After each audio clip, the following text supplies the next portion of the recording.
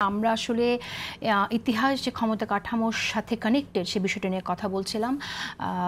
সেখানে যদিও ভিন্ন মত আছে দু একজন ফিলোসফারের, কিন্তু আমরা দেখতে পাই যে আসলে যখন যে ক্ষমতায় থাকে তাদের মতো করে ন্যারেশনটা বিল্ড করা হয় এবং ইতিহাসকে প্রভাবিত করা হয়। সেই জায়গা থেকে আসলে বাংলাদেশের যে ইতিহাস, সাধারণ মানুষের যে জনযুদ্ধের ইতিহাস, সেটাকে আমরা কি করে রেস্কিউ করব?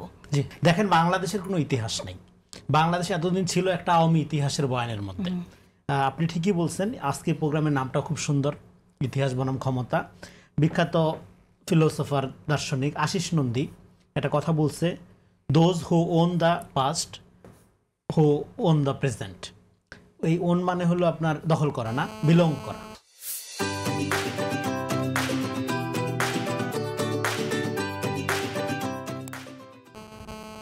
যে মিন করে ফলে, এবং পাস্ট মানে অতীত না, ইতিহাস মানে আমরা একটা হলো অতীতের ব্যাপার মনে করি। ইতিহাস কিন্তু অতীতের ব্যাপার না, ইতিহাস হলো লিভিং প্রেজেন্ট।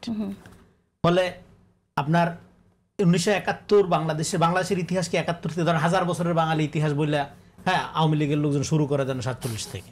হ্যাঁ, তো এখন ইতিহাসের নামে বাংলাদেশের কোনো ইতিহাস নেই, আমাদের প্রথম মনে রাখতে হবে। আমাদের আছে কতগুলো ইভেন্ট, সেই ইভেন্ট আমরা পূজা করি।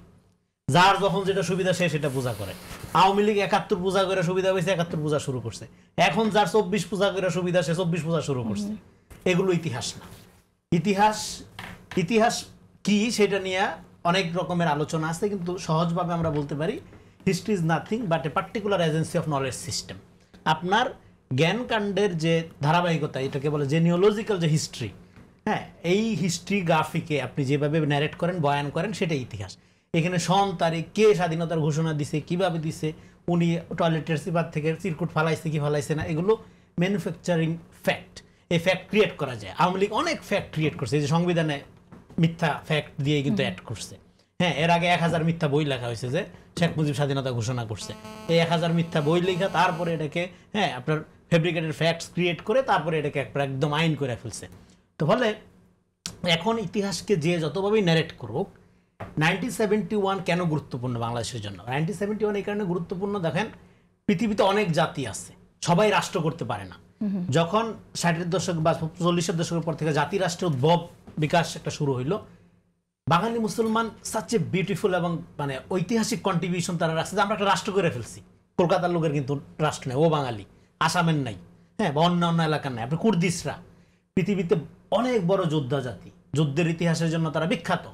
কিন্তু যখন জাতিরাষ্ট্র গঠন হয় তখন তারা কিন্তু একটা রাষ্ট্র করতে পারে না। ফলে আজকে দেখেন তারা প্রত্যেক ফ্রন্টে মার খাচ্ছে। তাহলে রাষ্ট্র গঠন করে ফেলার মধ্য দিয়েই আপনি উন্নত জাতিতে পরিণত হন। ফলে যখন আমাদের জনগোষ্ঠী একটা জনযুদ্ধের মধ্য দিয়ে রাষ্ট্র গঠন করে ফেললো, তখন একটি দল সিদ্ধান্ত নিল যে এই রাজনীতিটা ভুল, পাকিস্তানের পক্ষে থাকতে হবে। তার মানে সে হলো তখন in the wrong side of হিস্ট্রিতে অবস্থান করলো।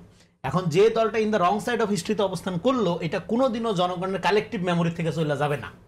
এইবার তার রং সাইডে থাকা, এটা থাকা কি অন্যায়? না, অন্যায় না, ভুল। অন্যায় কি? রং সাইডে থাকা সে যে অন্যায়গুলো করছে, খুন করা, তার রেপ করা, সম্পত্তি নষ্ট করা, এগুলো যারা করছে এটা অন্যায় করছে। এটা 50,000 কোটি বছর পরে হলে এটা অন্যায় থেকে যাবে, এটা ন্যায় হবে না। যে মানুষের জীবন নষ্ট করছে, যে মানুষের সম্মান নষ্ট করছে, হ্যাঁ, শ্লীলতাহানি করছে, এগুলো অন্যায় থাকবে। ফলে এই যে memory of the nation building, হ্যাঁ, সেখানে 71 এমন একটা ইভেন্ট যেটা জাতিরাষ্ট্রের বিগিনিং, শুরু। আপনার আমাদের এখানে বলেন যে, যেটা বলতে পারেন যে যেখান থেকে আমরা যাত্রা শুরু করলাম রাষ্ট্র হিসাবে। ফলে আপনি এর পরবর্তী সময়ে আপনার এই দুর্বলতা, আপনি একটা ভুল সাইডে ছিলেন, এটাকে আওয়ামী লীগ করলো কি, বিচার নিয়ে রাজনীতি শুরু করলো, জুডিশিয়াল কিলিং করলো। কিলিং করার মধ্য দিয়ে কিন্তু আপনাকে ভিকটিম বানাইলো। এবং ইতিহাসে মজার ব্যাপার হলো, মাহমুদ মামদানি, জোহরান মামদানির বাবা, বিখ্যাত আপনার স্কলার, ওনার একটা বই আছে, ভিকটিম বিকাম কিলার্স। আপনি যাকে ভিকটিম বানান সে কিন্তু কিলার্স হয়ে উঠতে পারে। এখন তারপরে কি, এখানে একটা শেষ করি, মানে in the wrong side of হিস্ট্রিতে যে দাঁড়াইলো, তার কি রাজনীতি শেষ হয়ে গেল? তার কি ফেরার আর কোনো পথ নাই? না, আছে ফেরার পথ। দুইভাবে ফেরা যায়। এক হলো তার চেয়ে অনেক বড় রেভলিউশন করে, নতুন ইভেন্ট ক্রিয়েট করে, নতুন যাত্রার সূচনা করে। আরেকটা হলো সে যে ওখানে ভুল করছে এটা রিকগনাইজ করে, ক্ষমা চেয়ে, হ্যাঁ, তার ভুল, এবং এই যাদের কাছে সে অপরাধী তাদের কাছে ক্ষমা চাওয়া, যারা ক্ষতিগ্রস্ত হয়েছে তাদের কাছে ক্ষমা চাওয়া, হোলসেল ক্ষমা না। ক্ষমাটা হইতে হবে যে ক্ষমা করার এখতিয়ার রাখে। যেমন ধরেন আপনি আমাকে মারছেন, আমার খালাতো ভাইয়ের কাছে ক্ষমা চাইলে হবে না, আমার কাছে চাইতে হবে। ওকে, ক্ষমার প্রসঙ্গটা যখন আসছে তখন বলতেই হয় যে এটা নিয়ে আমরা অনেকবার কথা বলেছি। ক্ষমার রাজনীতি না এটা ধরেন বিশাল সমাবেশে দাঁড়াইয়া কখনো ভুল ত্রুটি হলে ক্ষমা করে দেন ভাই, এই যে ধরেন না। ক্ষমাটা মিনিংফুল হয় ওই যে বললাম যে আমার কাছে আপনি অপরাধ করছেন, আমার কাছে চাইতে হবে। এটা তো জনে জনে যে আসলে ক্ষমা চাইতে পারবে না, ক্ষমাটা তো আসলে তাদের কথার মধ্য দিয়ে, কাজের মধ্য দিয়ে প্রকাশিত হতে হবে। এখানে যারা ভিকটিমের পাশে আপনি দাঁড়াইছেন, প্রতীকী অর্থেও দাঁড়াইতে পারেন আপনি, মানে আপনি বাড়ি বাড়ি যেয়ে দাঁড়াইতে হবে তা না। আপনার ইনিশিয়েটিভ কি শহীদদের জন্য, যারা ভিকটিম হয়েছে তাদের জন্য আপনারা তো একটা ক্ষতিপূরণ ডিক্লেয়ার করতে হবে, যে ক্ষমাটা মিনিংফুল হবে, নাহলে ক্ষমাটা রেটরিক্স হবে, পলিটিক্স অফ ফরগিভনেস বলে এটাকে, ক্ষমার রাজনীতি হয়ে যায়। ফলে আমি শেষ করছি, ফলে আমাদের যেটা হয়েছে আমাদের জাতীয় ইতিহাস নেই, আমরা একটা আওয়ামী ইতিহাসের মধ্যে বাস করছি। এই জন্য 24 আমাদের সুবর্ণ সুযোগ হলো জাতীয় ইতিহাস তৈরি করতে হবে। এবং জাতীয় ইতিহাসে এখানে গোলাম আজমের পজিশনে যেরকম রং, শেখ মুজিবের পজিশনে রং, তারা কেউ বাংলাদেশের স্বাধীনতা চায়নি, তারা চাইছিল পাকিস্তানের মানে অখণ্ডতা বা পাকিস্তানের শাসন কাঠামোর মধ্যে থাকতে। ফলে এই যে আপনার জনযুদ্ধ হয়ে গেল, এই জনযুদ্ধকে রিয়ালাইজ করার দিক থেকে এই দুইটা রাজনৈতিক কাঠামো ফেল করছে। সেদিক থেকে কিন্তু মানুষ তো জীবন দিছে, মানুষ তো যুদ্ধ করছে। ফলে এই জনযুদ্ধের ইতিহাস, যে জাতির ইতিহাস নাই সে জাতির জনগোষ্ঠীর তার ন্যাশনের প্রতি বিলঙ্গিং তৈরি হয় না। আমাদের কিন্তু ইতিহাস নেই, এই জন্য বললাম ইভেন্ট পূজা করে। ফলে আমাদের জাতি 24 আমাদের সুবর্ণ সুযোগ হলো, আমাদের ইতিহাস কি হবে তাহলে?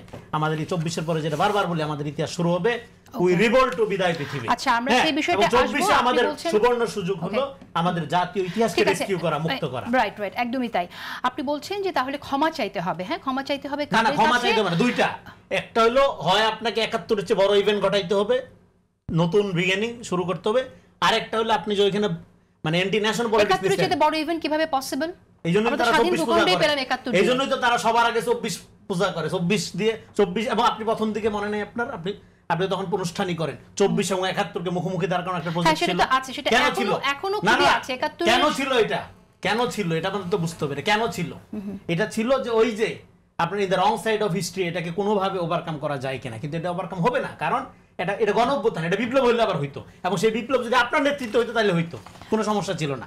কিন্তু যেহেতু এটা গণ অভ্যুত্থান এবং আপনি এই গণ অভ্যুত্থানের একক কেউ না, এটার ক্রেডিট শুধুমাত্র শহীদদের, জীবিতরা শুধু দায়িত্ব পালন করবে। ফলে এখানে এখন আপনি জুলাই পূজা করলে এটা 71 আওয়ামী লীগ যেরকম 71 চেতনার ব্যবসা করে সারা জীবন 71 বিরুদ্ধে রাজনীতি করছে, একইভাবে এখন আপনি যদি জুলাই চেতনাকে সিঙ্গেল আউট করেন, পার্টিজান ন্যারেশন তৈরি করেন জুলাই চেতনার, আপনি 71 রিঅ্যাকশনারি পলিটিক্সে ঢুকে গেলেন। আচ্ছা, আমরা তাই দেখছি কিনা জুলাই চেতনাকে সিঙ্গেল আউট করার কোনো প্রবণতা আমরা দেখছি কিনা সেই বিষয়ে কথা বলবো। আপনি বলেছেন মেমোরির কথা, আমরা জানি এই মেমোরিটা collective memory, generation to generation মেমোরিটা ক্যারি করতে হবে। কিন্তু তাই কি ক্যারি করছে? যদি ক্যারি করে তাহলে কেন আজকে বিএনপি অ্যাক্টিং চেয়ারপারসন এই কথাটা বলেন যে 71 জামাত কি কি করেছিল মনে রাখতে হবে?